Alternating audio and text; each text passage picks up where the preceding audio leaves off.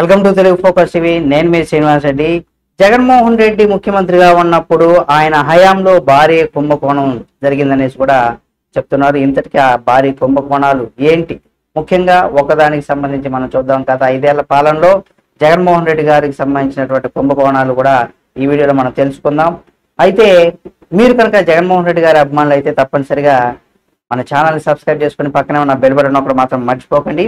ఇప్పుడు social media వేదికగా కూడా బాగా అనేక ప్రముఖ ఛానల్స్లో కూడా దీనికి సంబంధించి కొంత చర్చ అయితే జరుగుతున్నాయని కూడా చెప్పుకోవచ్చు. జగన్ హయాంలో గత 5 ఏళ్ల పాలనలో ఇసుక విధానం ముసుగులో ఏకంగా 2,566 కోట్ల రూపాయలు దోచేశారని నాటి వైసీపీ పార్టీ పెద్దలు ఈ దోపిడీకి గనుల శాఖ పూర్వ డైరెక్టర్ అయినటువంటి విజి వెంకటరెడ్డి అన్ని తానే సహకరించారని, ఇసుక గుత్తేదారు సంస్థలైనటువంటి జిపివిఎల్ అలాగే జేసీకేసి అలాగే ప్రతిమ సంస్థలు కూడా మరికొందరు వ్యక్తులతో కలిసి వేల కోట్ల రూపాయలు కొల్లగొట్టేందుకు కూడా నేరపూరిత కుట్రకు కూడా పాల్పడ్డారంటూ కూడా చెప్పుకొస్తున్నారు. అయితే ఇసుక తవ్వకాల్లో గుత్తేదారు సంస్థలు యథేచ్ఛగా ఉల్లంఘాలకు పాల్పడిన వాటిని వెన్నుదన్నులుగా నిలిచారనేసి కూడా ప్రభుత్వానికి బకాయి పడ్డ సొమ్మును చెల్లించకుండానే ఆయా సంస్థలు సమర్పించినటువంటి బ్యాంక్ గ్యారెంటీలు కూడా వారు వెనక్కి ఇచ్చేశారని సుప్రీంకోర్టు అలాగే జాతీయ హరిత ట్రిబ్యునల్ ఆదేశాలు కూడా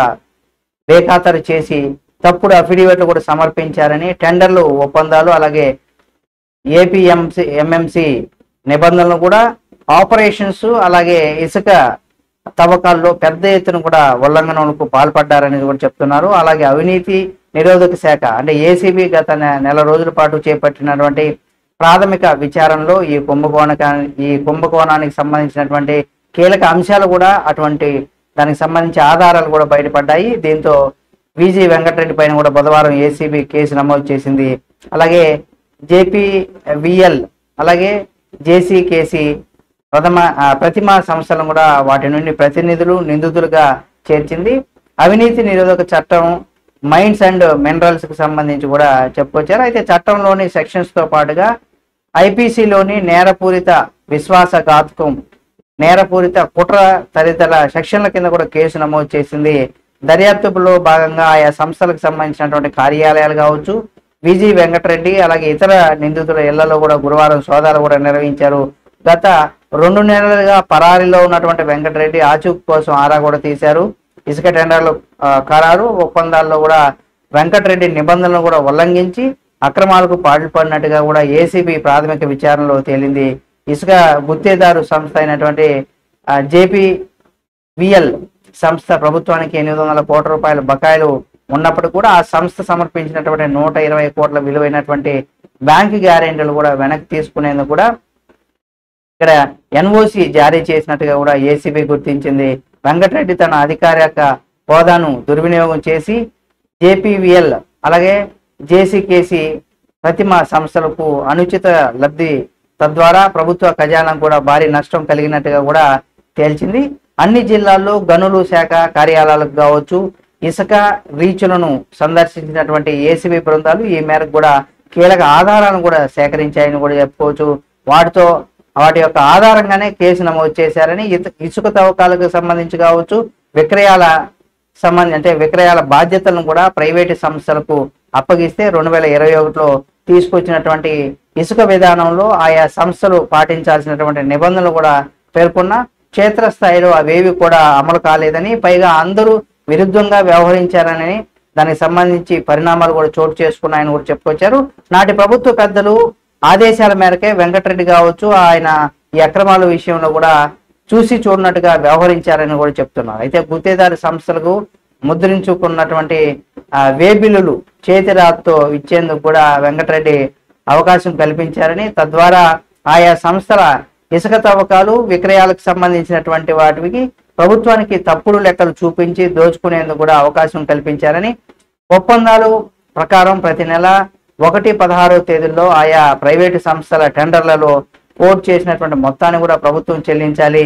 వారు నెలల తరబడి సొమ్ము జమ కాకపోయినా వెంకటరెడ్డి ఎలాంటి చర్యలు కూడా తీసుకోలేదని, పైగా బకాయిలు ఉన్నప్పుడు కూడా ఆయా సంస్థలకు అలాగే బ్యాంకు గ్యారెంటీలు సొమ్ము వెనక్కు తీసుకునేందుకు కూడా ఎన్ఓసీలు కూడా ఇచ్చారని, అయితే జేపీవిఎల్ అలాగే సంస్థకు సంబంధించి ఇసుక తవ్వకాల్లో అలాగే విక్రయాలకు సంబంధించి కూడా కాంట్రాక్ట్ గడువు 2023 మే నెలలోనే కూడా ముగిసిపోయిందని, అయినా నవంబర్ వరకు కూడా ఆ సంస్థ అనధికారికంగా కొనసాగించేందుకు కూడా అవకాశాలు కల్పించారని కూడా చెప్పుకోవచ్చు. అయితే 2023 డిసెంబర్ నుంచి కూడా తవ్వకాల బాధ్యతలు తీసుకున్నటువంటి జేసీకేసీ ప్రతిమ ఇన్ఫ్రా సంస్థలకు సంబంధించి ప్రయోజనం కలిగించేలా కూడా వ్యవహరించారని కూడా చెప్పుకొచ్చారు.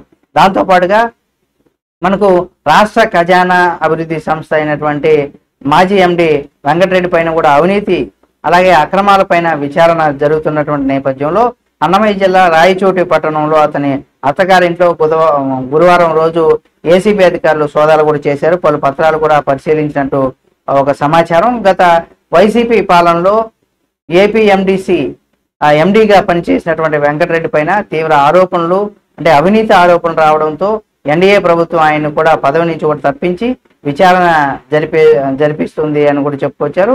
ఇసుక గుత్తేదారు సంస్థలుగా ఉన్నటువంటి ఏవైతే జేపీవీఎల్ అలాగే జేసీకేసీ ప్రతిమా సంస్థలకు నిబంధనల ఉల్లంఘన యథేచ్ఛగా తవ్వకాలకు పాల్పడినట్టుగా కూడా ఏసీబీ విచారణలో తేలింది. ఇసుక రీచులు లీజు హద్దులు దాటినా మరి ఆ సంస్థలు భారీ యంత్రాలతో కూడా తవ్వకాలు జరిపాయని, అనుమతించిన లోతును మించి ఎక్కువగా తవ్వకాలు చేశారని కూడా చెప్తున్నారు. అయితే పర్యావరణ అనుమతులు లేకుండానే తవ్వకాలు చేపట్టారని కూడా చెప్తున్నారు.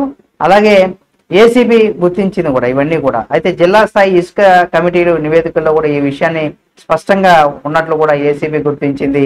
అయితే విజి వెంకటరెడ్డి సహకారంతోనే ఈ అక్రమ తవ్వకాలు చోటు చేసుకున్నట్టుగా కూడా తేల్చింది. ఇప్పుడు ఓవరాల్గా ఏంటంటే 2500 కోట్లకు పైగా కూడా జగనన్న 5 ఏళ్ల పాలనలో కూడా ఎక్కువగా ఇసుక తవ్వకాలు ఇవి ఇప్పుడు బయటకు వచ్చినటువంటి ఒక వెంకటరెడ్డి దగ్గర నుండి బయట పెట్టినటువంటివి. ఇంకా రాష్ట్ర వ్యాప్తంగా ఎంత ఉంది అనేది కూడా మనకు తెలియదు, కానీ దానికి సంబంధించి కూడా ఇక కూటమి ప్రభుత్వం ఏ విధంగా చర్యలు తీసుకొని దానికి సంబంధించి ఏం చేయబోతుంది అనేది కూడా చూడాలి.